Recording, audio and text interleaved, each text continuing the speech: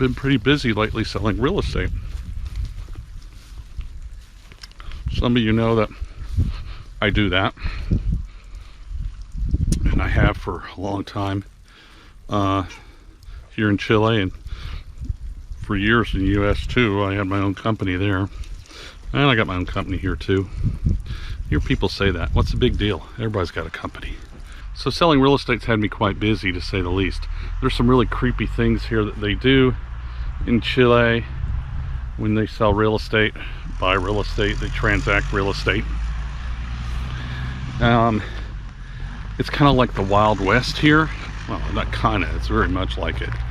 There are no rules, there's no licenses, there's no ethics for sure. And so when you deal with the locals, both sellers and real estate agents, every time you do it is a new challenge.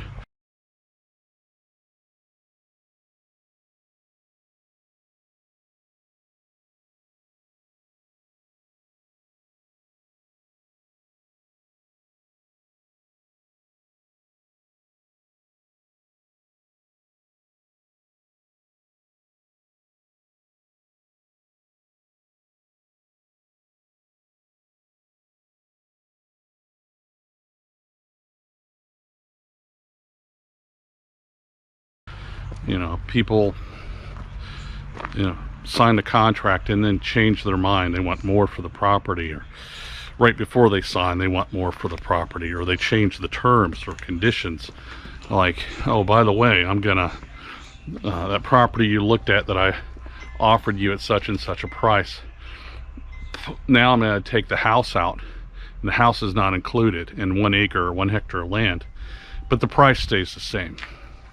They do funky, crazy things like that. The real estate agents try to steal your clients right in front of you. Hey, give me your phone number, your email, give me your urine samples, It's really difficult to do honest business, ethical business. A lot of the real estate agents here, even the good ones that I know, they'll say, oh, well, don't worry about the commission. We'll just bump the price up and not tell the buyer, or bump the price up and not tell the seller that, we'll curb it in there. We'll lie, we'll steal. That's really unethical. That's called a dual contract if the seller agrees to do that. So, it's not uncommon for the other real estate agent to go around you straight to me, straight to my buyers, and say, hey, look, let's cut Jim out, and I'll give you a lower price if you pay me all of Jim's commission. And I have a contract that's pretty strong, and I don't work for free, and that protects me, and when they find out, they get even more pissed. Some other examples would be is made an offer on a piece of real estate that was offered to us through a real estate agent, and the real estate agent, oh, you got to go meet the seller. The seller's also the attorney, and we'll sign the documents there. And so we go there, and you always ask for the documentos al día. That's a documents all day, of the day would be a more English way of looking at it. In other words, today, who owns the property and what liens are on it and all that. So you want to see if they really own it. Yeah. We go there, which I really didn't want to go there. You don't go to this seller directly with your buyers. Bad for the buyers, good for the seller, because the buyers really can't negotiate. They can't talk about it, and they won't talk about it in front of the seller. They'll just be pressured into agreeing, and a lot of people are just, I don't want to create create drama, so I'll agree to what he said even though I really don't want it, and it's costing me $50,000. They'll do it. So anyway, in this past instance we did, just to give you an example, the real estate agent said, oh yeah, he's got the documents all day, because he's an attorney. So we asked the attorney, we go there to his office reluctantly, and I said, hey, do you have documentos? Oh yeah, I got them all day. Can we see him? Well, I got to get them to you right now. They're at my house or in my car or something like that. And I'm like, okay, we really want to get those from you. Well, we'll get them to you here really soon. Okay. All right. Then got excuses. The seller had cancer surgery the next day, so we were out a week there. and then gets out of the hospital and has got to recuperate. So we're 2 weeks there. And then we ask, can we have the documentos al dia? Well, no response then from the real estate agent, who says, oh yeah, he owns it. It's free and clear. They like the offer. They're going to accept your offer. And seller, oh yeah, I would accept that offer. Only to find out that the seller doesn't own it. It's in his father's estate, and it's willed to him and his 4 brothers. And one of those brothers doesn't want to sell it. And oh, by the way, there's 4 offers in on this real estate right now on the same property, or 3 offers, and 4 including ours. And one of those offers is one of their business partners. So what do you think about that?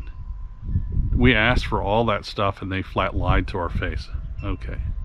So you got to have really good client relations. My buyers, they really got to stick by me, or else they're going to get screwed, because they were going to be in that deal for another 6-8 months waiting on all that documentation to get squared away. Normal closing here is like 2 months, 3 months, okay, because it takes them, they're just really slow. In the United States, you go in, you get it stamped, the deeds recorded, and it's your property. You know, the money's exchanged, da-da-da. Here, you ask to have the title examined, and then 30-45 days later you get the results, and then you get a contract, and then 30-45 days after that you actually have the deed recorded, and then the money's exchanged, which is probably the better way to do it in the last case. And so it's very lengthy. You're talking 4 months sometimes. If you really rush people, you might get it done in a month, but that's a really extraordinary case when that happens. It rarely happens like that. So if you tie yourself up in a piece of real estate and you got your earnest money in there and you're not looking at other real estate, your deals are passing you by, it becomes very difficult. So it's extremely stressful, and I don't enjoy doing it because of that, because I don't really need the money and I don't really need the stress. I don't care to be rich, so I don't need the money. And my bills, I live off of what I live off of humbly, and I'm okay with that. Present your clients as honesty, full disclosure, honesty, disclosure, accounting. Trying to remember what all of them are. I don't, off the top of my head, I don't record. So I try to instill in the other agent I'm dealing with level of ethics that we could actually get through a deal, and not have the attorney threaten to sue the other agent, which is not my case, is the attorney's case. So it's really like, if you say bad things about me, I'm going to have to sue you for defamation of character. That's what the attorney has gotten to with the other real estate agent, for instance, in my deal, because the other real estate agent's a liar, and my buyers know he's a liar. My sellers know they're liars. It's just really, it's the Wild West. So I guess the rule here, the lesson learned, is make sure you have somebody you can trust that's going to tell you everything and tell you what your costs are, and explain everything they know about the property, and they disclose everything to you about the transaction as it goes forward, and that's hard to do in Chile. And I'm lucky that I've learned this before I came here, but I do that here. And I also have 2 or 3 other gringos in my group that sell real estate here, and they're ethical, honest people that do legal stuff, and they don't try to cheat you. And that's invaluable. Okay, so, oh yeah, well, what's a couple grand? No, it's 50, 60 grand sometimes. So anyways, real estate in Chile is a little bit different. They have 3 things that happen. You first write a letter saying, hey, I'd like to buy your property for X amount of dollars or pesos, and my name is this, and the real estate's here, and your name is this. Do you agree with that? Yeah. And then you get your money in line. The buyer puts down a deposit and the seller puts down a deposit, 10% give or take. If the buyer walks, then the seller gets the money. If the seller walks, then the buyer gets the money. So that's a really different. Okay, so the letter, and then you have a contract that's written from that letter, and then you actually have the closing where all the deed and everything's been exchanged at the courthouse, which they call the bien raíces here, and then the seller gets the money and the buyer actually physically gets the deed in his hands. So you got to know these things, and you got to realize that they aren't fast, and they don't care about being fast. So make sure you're protected. Make sure you got somebody who's going to treat you honest, tell you all the truth. If you have, this is the way I do my thing, and the way I tell the people that work with me. You have to be willing to walk away from the commission in order to treat your and represent your clients, your buyers or your sellers, buyers for me usually, fairly, or else you shouldn't do it. And I do. And it's hard, but that's the way you do it.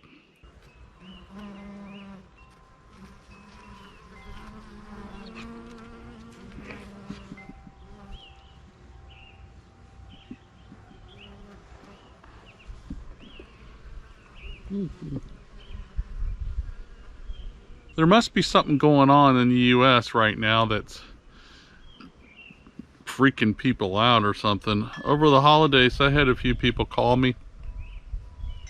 And right now, yeah, over the holidays, I had a few people call me. So right now, I have about 82 members in my ChileExpatFamily Chat group, which is set up for people to help them move here to Chile and answer their questions about Chile and see if Chile's right for them. I like to say it's really there for me, help you decide not to move to Chile, because I like to give you all the best advice I can so you make an informed decision. In the past 4 days, I've had about 6 or 7 different people throughout the world call, text, message me, email me, wanting to talk to me about joining our group and moving here. And it's just, wow, it's just like all of a sudden there's a flood of people that don't want to be in the US anymore. France is the other place. Australia is the other place. Got a guy calling me from there. Canada, 2 people from there. So I don't know. I like having new members because they really add lifeblood to the group. They really encourage other people to ask more questions. And really that's what the group is there for, to answer your questions. So if you're not familiar with my group that I run, it's ChileExpatFamily Chat group. It's got 82, 83, 81, I don't know, right around there, families throughout the world. Some of them are individuals, not just the United States, Canada, Mexico, France, Germany, Australia, New Zealand, Singapore, all over. And in that chat group, I also have a team that helped me answer your questions. The big question right now going on is about buying land here. I currently have a family that I'm working with here in Chile right now who have a contract in on some land. About 103 acres is what they're buying, 42 hectares, give or take. So all those properties that I've looked at with them have been put up in the group, so you would get to see those if you're a member of the group. But anyways, in that ChileExpatFamily Chat group, I have a Chilean attorney who does immigration, real estate sale. He does everything. It's his whole firm, actually. There's 2 or 3 attorneys in there. And they're always online in the group. They're looking at it daily, and you can message them directly. They charge their own fees. I have 3 real estate agents, and I'm one of those people that sell real estate here in Chile. We have people that sell, of those 3, all the way up to Santiago, all the way down to Punta Arenas. So throughout the whole country, basically. We have members in our group as far north as Valparaiso and as Santiago, and as far south as Coyhaique. So that's a big group too. We have a Chilean Doctor, a Chilean Dentist, a Chilean Mechanic. We have 2 builders in there who are gringo builders who are there to help people as well. So I don't really know everything about everything, to say the least. I'm kind of a dummy. So I have this really good group to help me support you guys in getting your answers, including Lori. And she's getting inundated right now with requests for her ebook, which is at ChileExpatFamily.com. I think it's $30 she charges for that ebook, and it's the 3rd edition, and there's a few other goodies she gives you with it too, I believe. But she's in charge of that. I don't want to get in trouble and promise something I'm not supposed to. But anyhow, if you're one of those people that are interested in moving to Chile, visiting Chile, having a house here for the winter, or U.S. winter and summer here, and going back and forth, there's a couple that are doing that too. Or you just are curious about what life would be in Chile if you were to move your family here or yourself here, then that group would be there for you. It's not to convince you to move to Chile. There are other groups you can go for that. It's about answering your questions and giving you the good, the bad, and the ugly about Chile. So what's the process and what's all that about? The process basically is there's no profanity in the group. There are no anonymous people in the group. There's no proselytizing in the group. It costs $100 to join the group. There are no monthly fees. After that, you donate on your honors, what I say, and my members do, which is really cool. I tell people to donate on their honor. You get some information in the group that's helpful to you, feel free to share the love, and they do. And I'm not getting rich off YouTube, to say the least, and I'm not getting rich off the group, but it is some work, and I don't work for free. So, but it is a very good value for you guys. Lori and I and the boys, we didn't have this for us when we got here. So there are a lot of things that we had to trial and error figure out when we got to Chile. And we did end up paying for some things more than we should have. We ended up buying things we didn't need. We ended up doing things we shouldn't have done. I really want to help whoever's coming here not to do that. So that's really what I've set it up to be. So